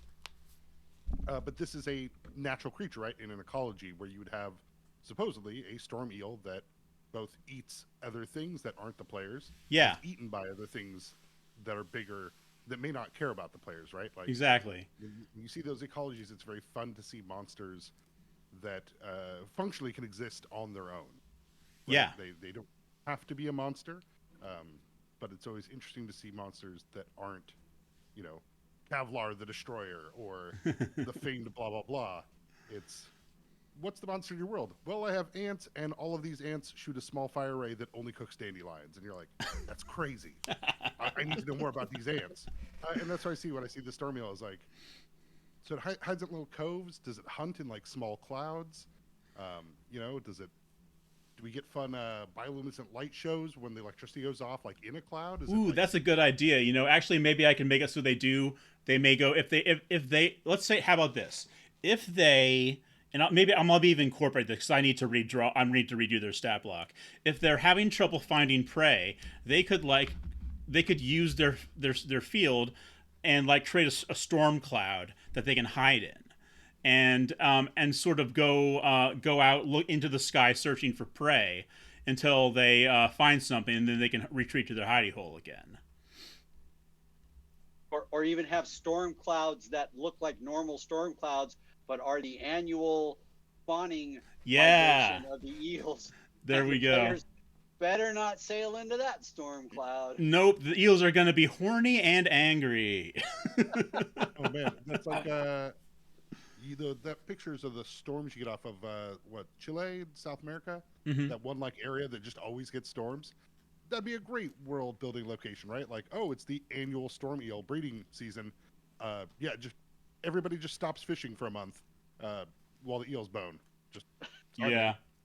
Well, I think this is it. Okay. So what do people? Go ahead. I had one question for you. You said in the early play tests you've discovered that they weren't tough enough. Yeah.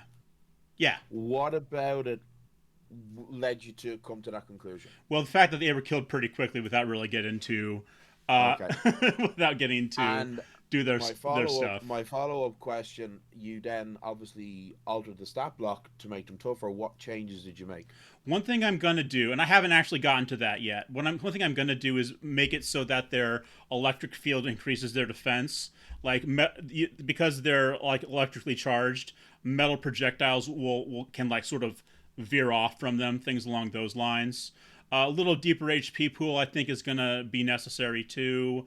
And maybe just the fact that they're kind of, twisty will make them a little harder to hit. So those are some basic things. Yeah. So I don't know what are people's time frames looking like. Do we have time for another question? You can do another question. Sure. Okay, so I'm going to pick one from the middle of my list since I skipped a bunch. And I think this kind of helps. This plays into like a lot of things we've already been talking about. But do monsters help define the setting they inhabit? And to give you some ideas of what I'm talking about here, I've got a few kind of things to ponder. Like, why do the Nazgul work in Middle Earth? Why wouldn't the Borg work in Ravenloft? Every monster to its setting, perhaps. And I think that there are definitely monsters that benefit from being in certain settings rather than others. And yeah, any thoughts on the outset of that question? I mean, Well, my favorite aspect of that is what has been talked about extensively about the Fey that we've talked about. Mm. It's for me. I use Fey themed creatures in all my campaigns, and I never make it explicit to the characters or to the players that this is a Fey setting. This is a Fey setting that's dominated by the Shadow Fey or the Fey realm. They can exist. They exist in your normal world, but that's one that does have that tendency. People tend to say, "Well, I'm going to have a Shadow Fey campaign. I need to use a bunch of Fey creatures." So that's one that gets used in that way a lot. Gosh, you mean like in D&D, like if I want to do a Feywild game, I'm going to be using mostly Fey touch creatures, kind of. When you play with strangers, a lot, which I do, I play with a lot of strangers, and you have a nymph. A nymph appears in a forest glade. The players tend to automatically think there's a gateway to the Fey realm now nearby. Okay. We're going to go into the Fey realm. Vetur, did you ask what is a Fey creature? Yeah. Neil? Basically, any magical humanoid sentient creature. Think, whether that's a fairy, a goblin, an elf, a dwarf. Oh, okay. I see. Yeah, I mean, it's the term "fey." It originally comes from French. It's the word. And the word "fairy" is comes from the word "fey." But in modern usage, it's just become a kind of a generic hold-all term for any magical creatures. They're usually very whimsical, very cunning tricksters. They're often assholes. Um, love to fuck over stupid humans with deals and pacts. But they don't always necessarily behave like that. But it's kind of become this generic term for any of those kind of magical creatures. Especially in D&D, I think you would see that in that particular usage of it. So Becomes a trope in typical games of Dungeons and Dragons that Fey creatures do not exist in the normal world unless there's a reason for it. yeah, It's funny. There's gotta be some reason for it. I have a Kickstarter that's currently active, called Hidden Folk of the Feywild, where I basically taken about 80 or so creatures from my own game, Fey Earth, and I'm writing them with 5e stat blocks.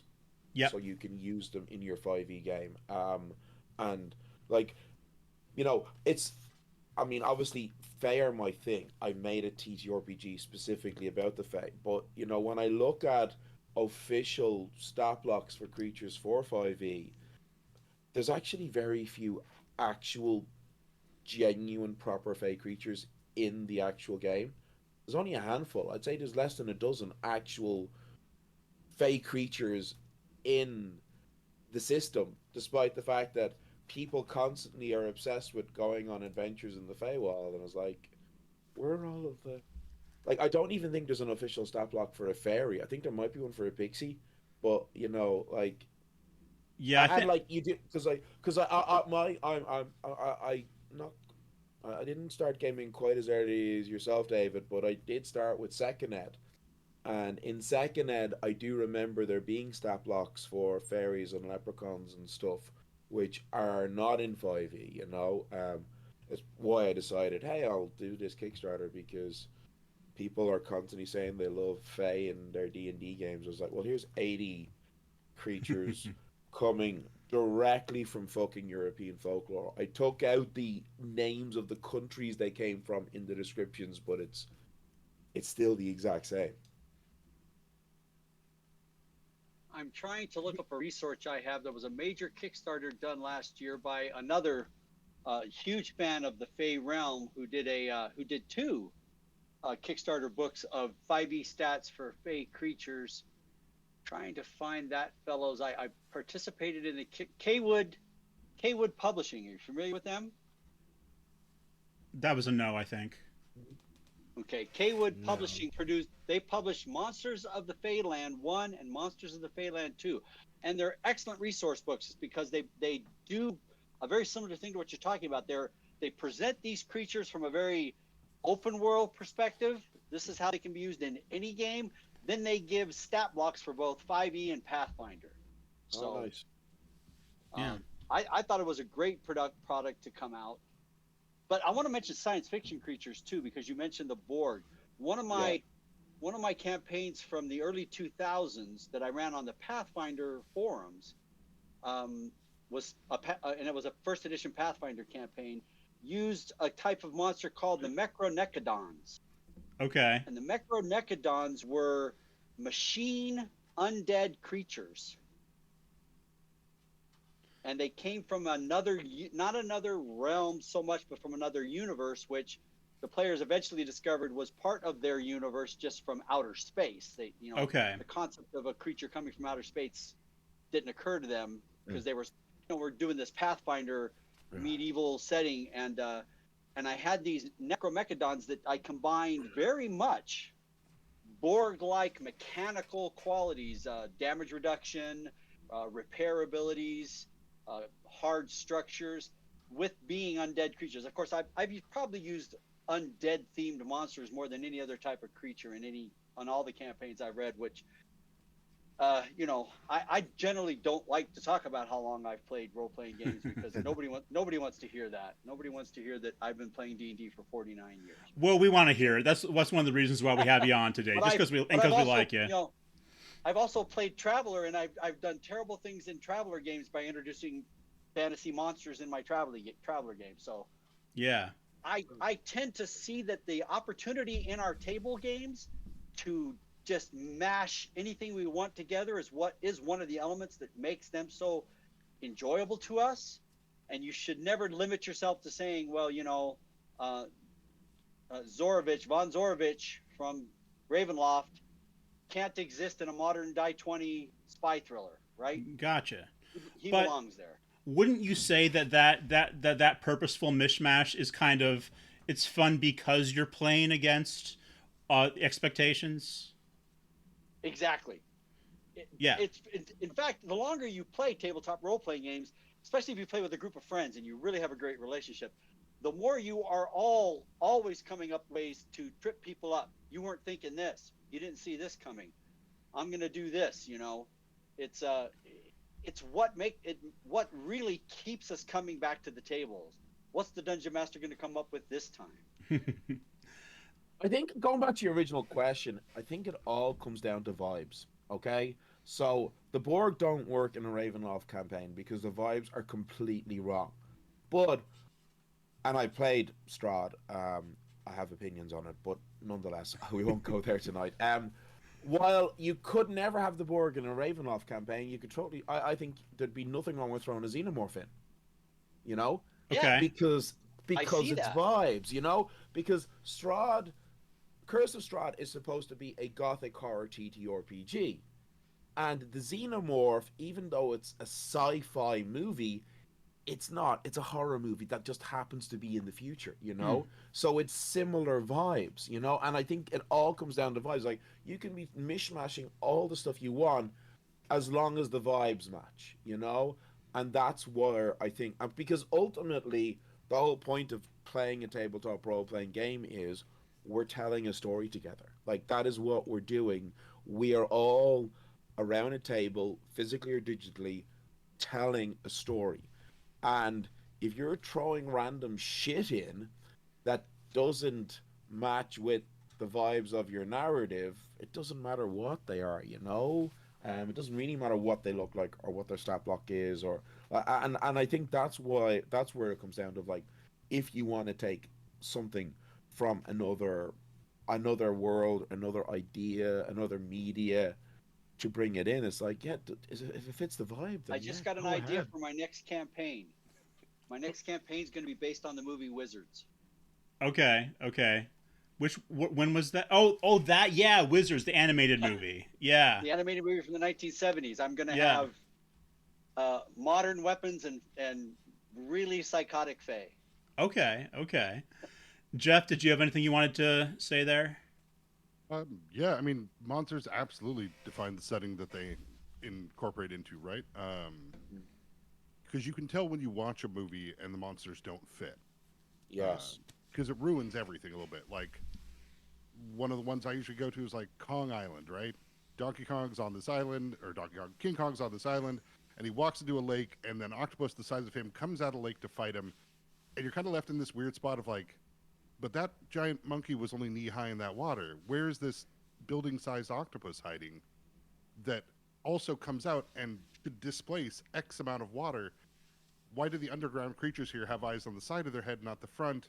Because if they're digging, then they're just staring at dirt because Hmm. they move with their head. Like, I monsters think help give you so much.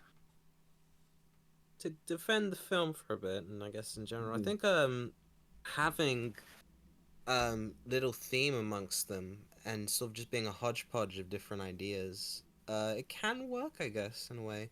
Because I think from what I remember of the film, I think there was a surprise element to it.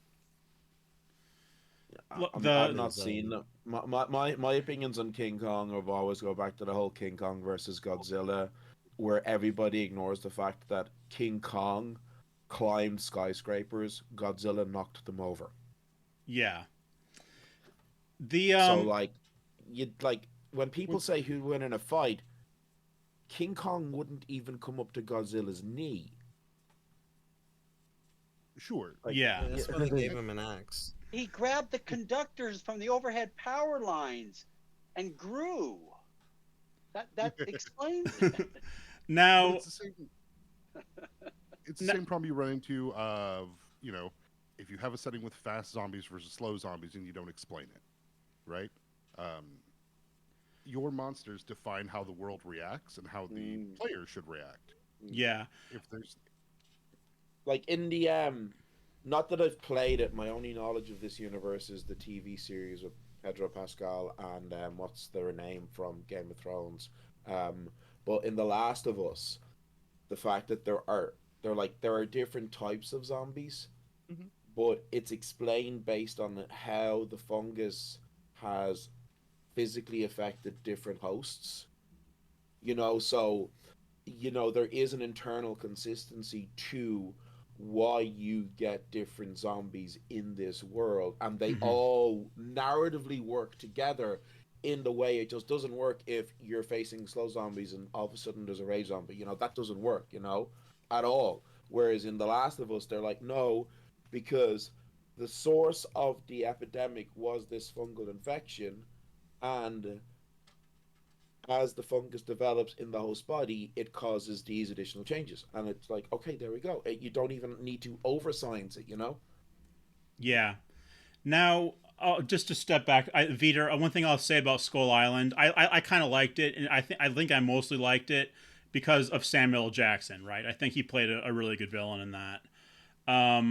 But yeah, it's like, can anybody think of a setting that's kind of a mishmash where it kind of, but it still works? Like my first thought is like Shadowrun, right?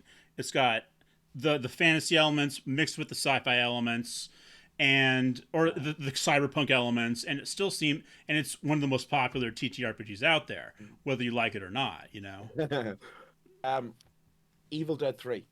Evil Dead. Oh, Army of Darkness. Yes. Yeah. Okay. There we go. I mean, that works perfectly. You've got a guy with a chainsaw hand and a shotgun fighting medieval zombies, but no one questions it. Yeah, and you may be right about the whole vibes argument, Neil, because it works. That works. It really works. But it should not when you work. Talk about vibes. The thing that broke my suspension of disbelief the most in any recent movie was in Pacific Rim. Okay. When one of the robots picks up a cargo container ship and uses it as a sword. And I'm telling the people sitting next to me in the audience, cargo container ships are 1,000 feet long. Yeah. Does that mean he's 3,000 feet tall? I lost it. And that's the vibe you're talking about. That's my suspension of disbelief, which I love giant robots. I love giant monsters.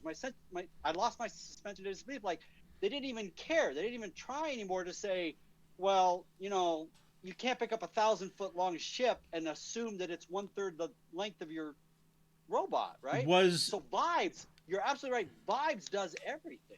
Yeah.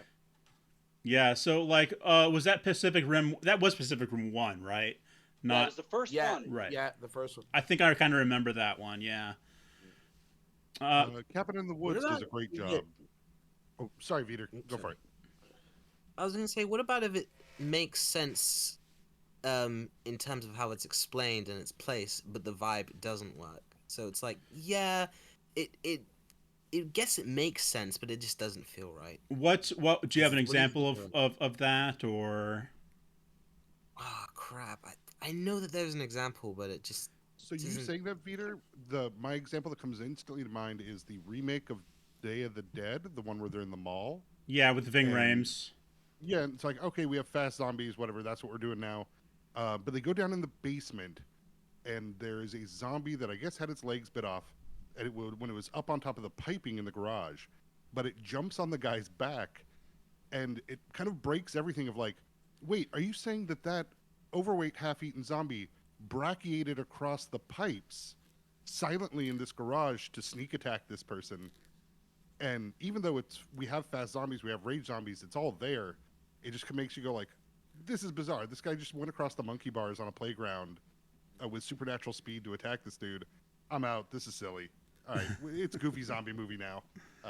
I mean, that's kind of what I would expect from Zack Snyder, although that was one of his first features. I won't go off on him today, but I think a good example of what he was talking about how the vibe just doesn't work, but we just keep ignoring it, is Stormtroopers. Yeah, like, right. We all accept the fact that the Empire has this phenomenal military resource called Stormtroopers, but they are demonstratedly shown to be incompetent over and over and over again. Not to mention the fact that, why are you even wearing armor? Your armor does nothing. You get hit one time and you're done. So yeah. Why are you even wearing armor? So, but even though everybody's been talking about that for years, it should be a vibe that people say, this doesn't make sense. It doesn't go away. On that, David, fascism lives off vibes, right? You can't sell me a fascist state if we don't all have the same uniform. Exactly. That's what it is. Yeah. But I would love it more if they had sponsor decals on their armor. Phillips 66, Costco. If the armor had sponsor decals, I'd buy into it more readily. Yeah. But we are I think is an example where they tried to explain everything, but the vibes just did not fucking work, and that was the movie Prometheus. Oh, absolutely. Oh, yeah. Okay. 100%. They perfectly explained the science behind the story and what was going on in the story, but that was such a god-awful, disappointing movie that just fell on its ass. What part did you not like? Prequels. It's a typical problem with prequels. We're going to go back and explain to you why this is, and then you watch the movie and say, that explanation didn't do it for me.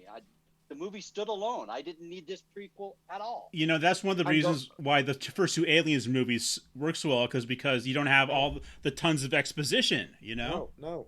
But going back to our original topic, which is monsters and creatures, the engineer in that was, I thought, such a terrible creation of a creature. It was like it just didn't make any sense. First of all, and um, that you've got this race of godlike bioengineers, but we also have the xenomorphs and the facehuggers and all the rest of that stuff as well. And it's like, it's kind of implied that basically they engineered all life, um, which means they engineered the xenomorphs.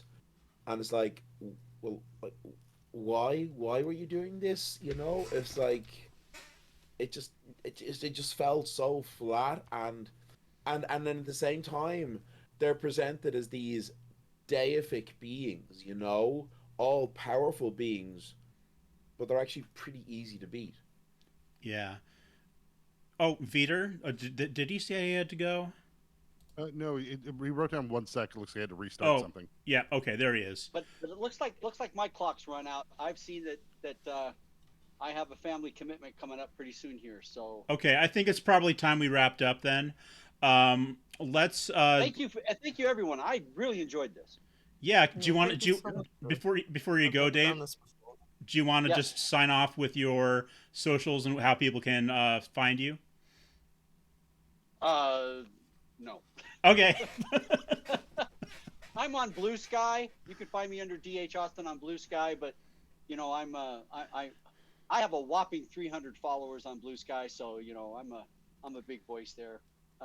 I write for Steve Jackson Games, tiny articles for them. I'm not a big figure in the role playing game world, just a little guy, and I like it that way. Okay. Well, thank you very much for being here. I had some good insights today, and we will catch up with you down the road. All right, Jeph, how about you? I'm Jeph, GM Big Campaign Stories. If you want a modern cyberpunk-esque Blade Runner style first edition Pathfinder game, that's us. You can find us on Blue Sky, Twitter, Instagram, all the jazz. Usually under Big Campaign Stories or Big Campaign Pod. Yep, I've listened to it. It has some very interesting sort of fantasy noir vibe. Would you say that's about right? Yeah, I'd say that fits in. Yeah. All right, Neil. Okay, I'm Neil. You can find me at Fey Earth basically everywhere.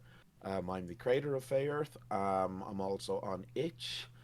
I have my Twitch channel. We did finish a long form weekly actual play in mid-January, but we're still bringing out some stuff. Currently on Tuesdays, I am actually on another Twitch channel, the Damsels in Distress. They are an incredible actual play group from the UK.